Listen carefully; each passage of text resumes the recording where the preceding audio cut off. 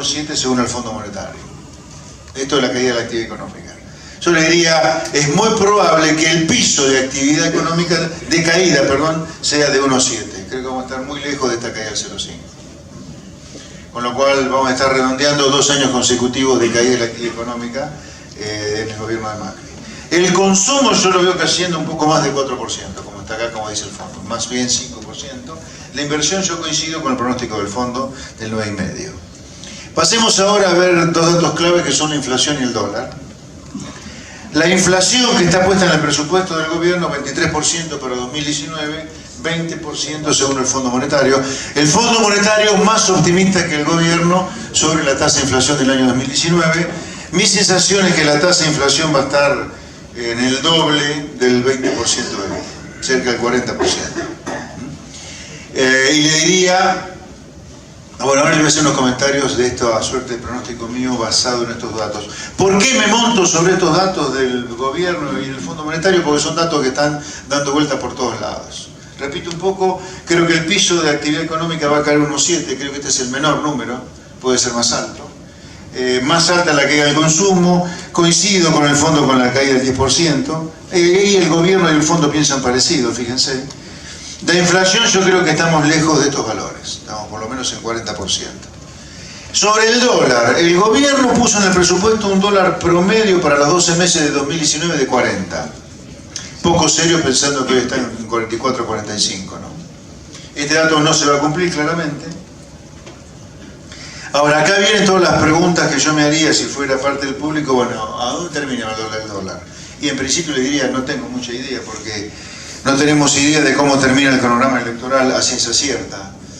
Nosotros creemos desde el frente que yo encabezo que vamos a ganar las elecciones, por lo tanto el valor del dólar este de 40 es caro comparado con el dólar que habría si ganáramos nosotros, por la enorme confianza que generaría que ganaran las ideas de la libertad las elecciones de este año. Yo le diría, la banda de flotación que tiene acordado el gobierno con el Fondo Monetario es una banda de flotación que lleva el dólar a fin de año alrededor de 55 o 60 pesos. El propio gobierno y el propio Fondo Monetario. Y acá les diría lo siguiente. Yo entiendo la preocupación y la histeria en muchos casos que hay como consecuencia de un dólar que te sube 10% en 3 días. ¿Por qué no es que somos Suiza y en Suiza o Holanda el dólar sube contra el euro 10% en 5 días?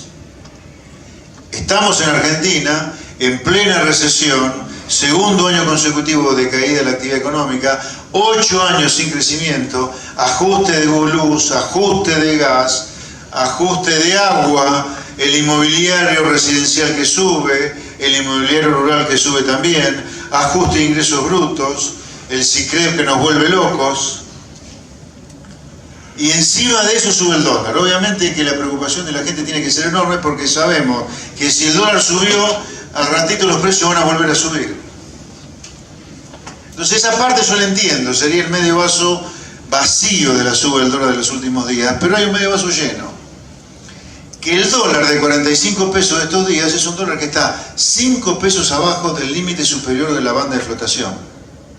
O sea, estamos lejos todavía, o a 5 pesos, de que el Banco Central tenga la obligación de vender en dólares si quiere mantener el piso del techo de la banda en 50 pesos por dólar.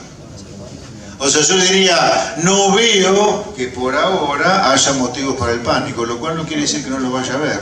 Simplemente hoy entiendo la locura, la histeria, la bronca, el mal humor de la gente por cómo sube el dólar, en un contexto horrible desde el punto de vista económico, pero cuidado con el pánico. Todavía, le diría, no están dadas las condiciones, y ahora sí podemos hablar qué cosas deberían darse para un pánico, qué cosas deberían darse para una situación más tensa en el mercado del dólar. Claramente la imagen de Macri está en una situación crítica hoy, con toda la razón del mundo. El presidente, cuando lo escucho, me parece que es una persona que está media desconectada de la realidad, la verdad. Entonces, hay preocupación de ver un presidente en el medio de este marasmo económico hablando de las cosas que habla. Hace unos días, en la cena anual de la Fundación Libertad de Rosario, estuve presente a pocas mesas donde estaba hablando el presidente y habló de abracémonos al amor. Me faltaba el pajarito de Maduro. O sea, en el medio de una situación económica crítica, le diría. Entonces, yendo un poco más allá, yo diría, sin duda que una Cristina Kirchner, como consecuencia de que la caída de Macri en la imagen positiva en intención de voto es muy grande, si apareciera ganando en primera vuelta, sin duda esa sería una situación crítica para el mercado cambiario. Una ganadora, Cristina, en primera vuelta, es una situación crítica para el mercado cambiario. Esto sí podría desencadenar, no sé si una crisis como en el año pasado, con el dólar subiendo 120%, pero sí agravaría la tensión que hay en el mercado cambiario y eso traería más recesión y más inflación todavía. Yo les diría, mientras el Fondo Monetario siga desembolsando fondos, que es lo más probable que ocurra, me parece que la situación crítica que podría darse al mercado cambiario está acotada, por eso yo todavía no hablo de pánico. Puede ser que es la crítica de algunos economistas profesionales muy serios, que la banda de 40 a 50 pesos sea excesiva en un año electoral. Y sí, es excesiva. Pero justamente la idea del gobierno con el fondo era no darle ningún seguro de cambio a los especuladores para que apostaran a favor de la moneda argentina en algún momento y en contra después. Supuestamente con una banda de flotación tan amplia de 10 pesos, el incentivo especular iba a ser muy bajo. No es tan así, no es tan así.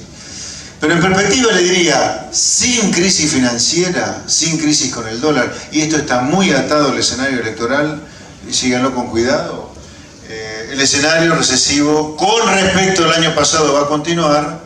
A lo mejor la cosecha gruesa trae un poquito de alivio transitorio, creo yo, después de estos 2 meses de recuperación económica que les mostré antes, pero no vayan a pensar que en el mejor de los casos la economía va a crecer una gran cosa. Yo diría, me contentaría con que la economía deje de caer en la comparación mensual. La economía va a estar todo el año abajo del año 2018, eso lamentablemente va a ocurrir. Acá lo relevante desde el punto de vista económico, es si la economía deja de caer en algún momento la comparación mensual, y esto yo tengo alguna duda que ocurra todavía.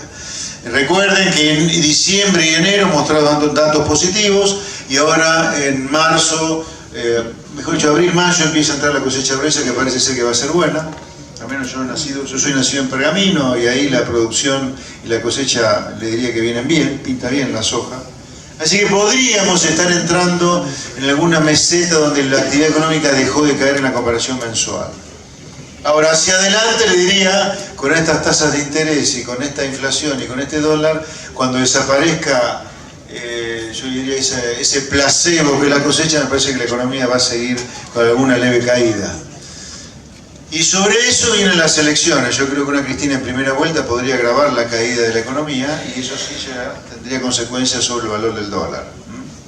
Lo que sí les diría, que en principio escenarios como un default de la deuda inmediato, una hiperinflación, un 2001, son elementos que uno podría descartar que vayan a ocurrir durante este año. Repito, me parece que escenarios caóticos como un 2001, un default, una hiperinflación, son escenarios muy poco probables, aún con este año electoral, salvo, le repito, que apareciera una Cristina ganadora en primera vuelta, pero aún así no dan los tiempos para que durante el año 2019 uno tenga un 2001, ¿no? Me parece que ese escenario podría darse si Cristina ganara en primera vuelta y se hiciera el mamarracho que parece ser que haría si fuera presidenta.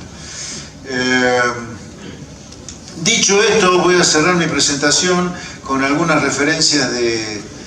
una cosa importante que quiero mencionarles, que esto no se comenta mucho, que es el acuerdo que Argentina firmó con el Fondo Monetario. A mí me han preguntado muchas veces si habría que renegociar el acuerdo con el Fondo. De hecho, el vendehumo de Massa vive diciendo estupideces, y una de las estupideces que dijo fue que hay que renegociar el acuerdo con el Fondo. Mire, en economía, afortunadamente, no para la vieja política, estos viejos políticos que viven chamullando, para los cuales un número es alérgico, yo diría, haciendo bien los números, ¿qué le quiero decir con el acuerdo con el Fondo? Me parece importante, porque me lo preguntan mucho esto. Argentina firmó a mediados del año pasado un acuerdo con el Fondo que dura 3 años, hasta mediados de 2021. Mediados de 2018, mediados de 2021. Ese acuerdo con el fondo de una duración de 3 años, o sea, 2 veces 1 año y medio, va a desembolsar 57.000 millones de dólares. El tema es que de los 57.000 millones de dólares, el Fondo Monetario al gobierno de Macri le va a desembolsar 50.000 millones de dólares. O sea, en la mitad del periodo de duración de 3 años, o sea, 1 año y medio, el Fondo Monetario entrega el 90% de los fondos. Este acuerdo con el fondo, más que un acuerdo con Argentina, parece haber sido un acuerdo para salvar a Macri. Esto del acuerdo con el fondo al nuevo gobierno le deja solo 7.100 millones de dólares hasta mediados de 2021. ¿Entienden? De 57.000 millones de dólares que tiene el acuerdo con el fondo, 50.000 se lo dan a Macri y solo 7.100 al nuevo gobierno. ¿Saben cuántos vencimientos de deuda hay en el mismo periodo en el cual el fondo solo no va a dar 7.100 millones de dólares? 40.000. Entonces, cuando alguien me pregunta a mí, che, hay que renegociar el acuerdo con el fondo, mirá, si hay que renegociarlo por algún lado es para pedirle más plata, no menos. Salvo que queramos defaultear la deuda pública, que ese es otro tema. Yo no creo que, por más ajuste fiscal que se haga, con el nuevo gobierno alcance para generar 40.000 millones menos 7.000, 33.000 millones de dólares de más superávit primario para pagar la deuda. Por lo tanto, si no logramos acceder nuevamente al mercado de capital de deuda privada, el acuerdo con el fondo hay que cambiarlo, pero para más plata, no para menos. Con lo cual, el ajuste va a ser mayor todavía. Así que acá tenemos, en el 2020, no es un problema para el 2019, un tema crítico que es cómo se hace para pagar la deuda. Yo de ninguna manera me voy a poner ahora a pronosticar, frotando la lámpara, qué va a pasar con la deuda para el 2010, para el 2020 en adelante, pero sí les digo que ahí tenemos un tema crítico.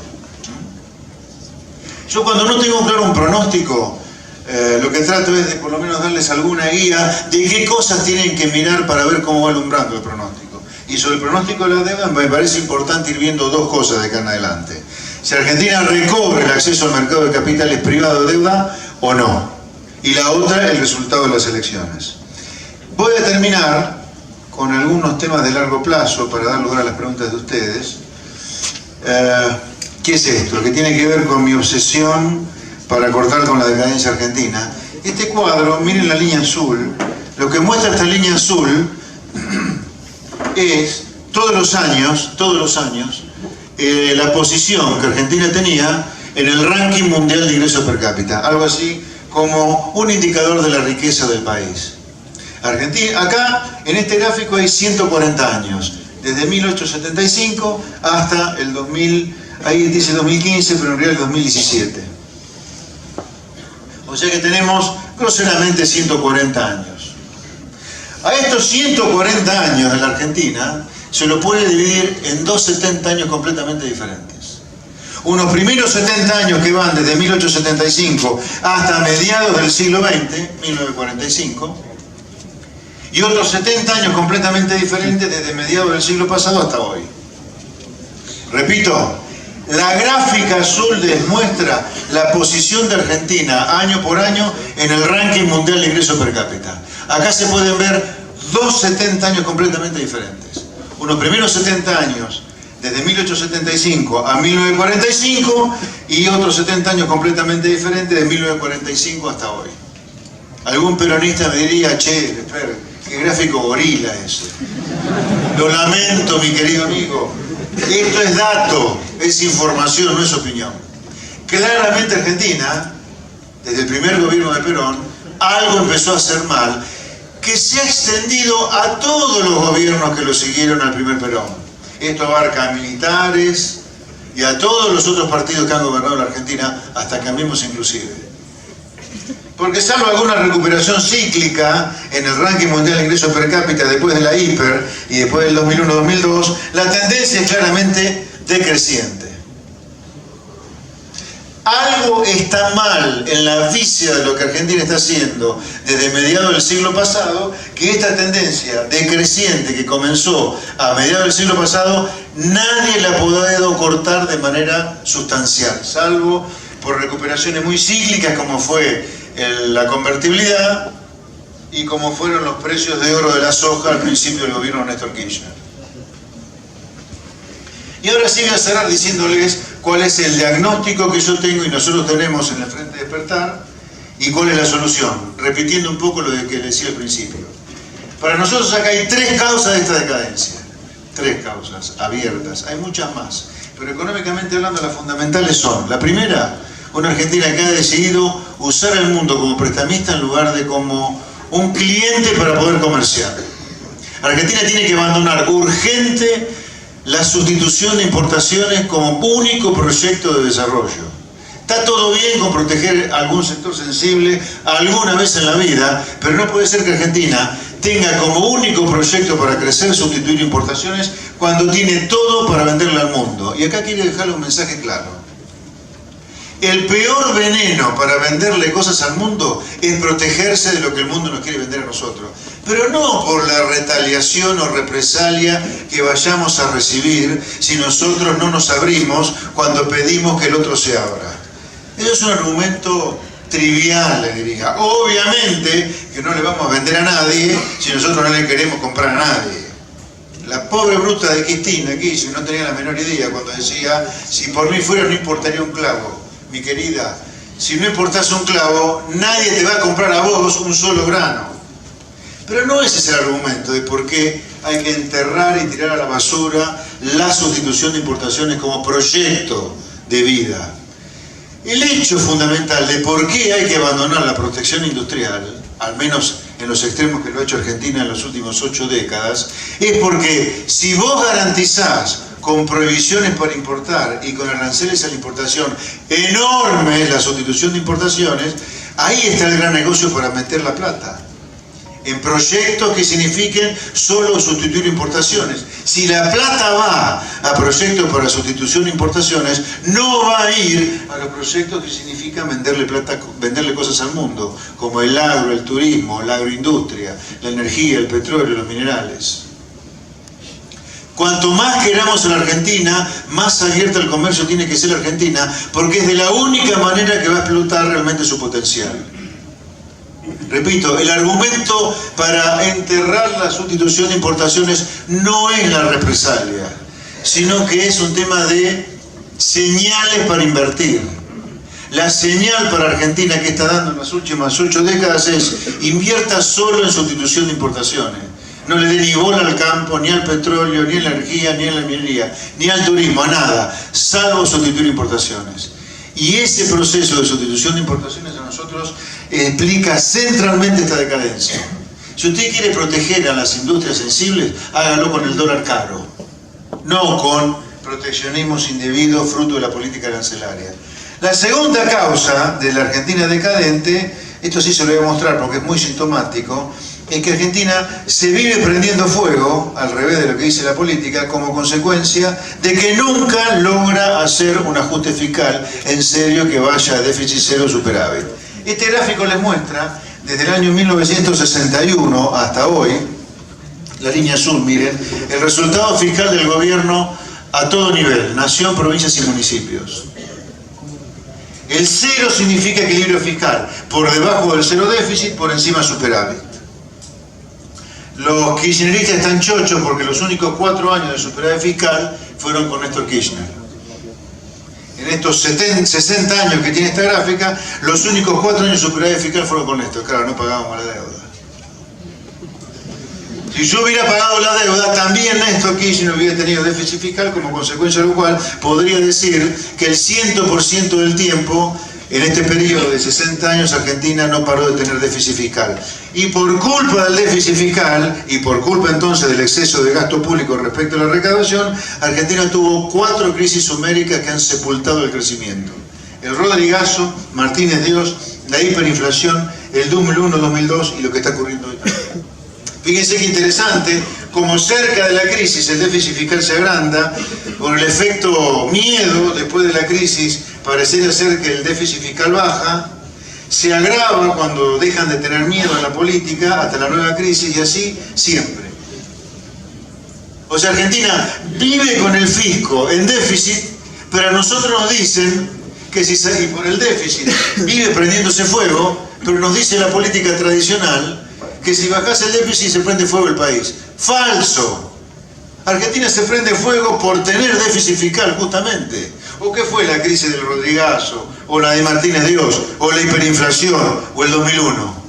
Fueron crisis de financiamiento del déficit fiscal. Hubo un momento dado que el mercado monetario, el mercado de deuda, se hartó del déficit fiscal de Argentina y nos levantó el pie del acelerador. Es al revés de lo que nos dice la política tradicional, mis queridos amigos. Bajar el déficit es lo que impediría algún día prendernos fuego. Es bajar el déficit lo que dejaría de que Argentina deje de tener crisis cíclicas. La tercera cosa que se la voy a contar, más que mostrársela, aunque hay un gráfico arquetípico, estos son los costos laborales de Argentina. Este es un ranking mundial de los costos laborales. Fíjense, en este lote de países que está acá, Argentina tiene el número 1 en el ranking mundial de costos laborales. Es imposible que una empresa prospere con estas cargas patronales, imposible. Es imposible que una empresa prospere con una justicia laboral que la funde por el juicio laboral que tiene que pagar cuando la empresa ha hecho un empleado.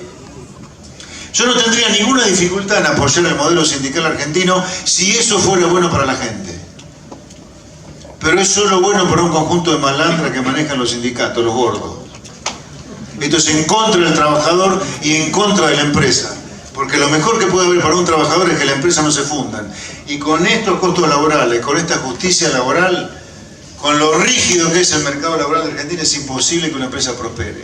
Por eso los cambios que proponemos nosotros son apertura irrestricta al comercio, pero para no morir en el intento de comerciar con el mundo, hay que tener impuestos más bajos, para lo cual se requiere menos gasto público, y se requiere también menos costos laborales y otro mercado laboral en general. Hay que terminar con el unicato sindical, hay que meter democracia en los sindicatos y tiene que haber negociación por empresa.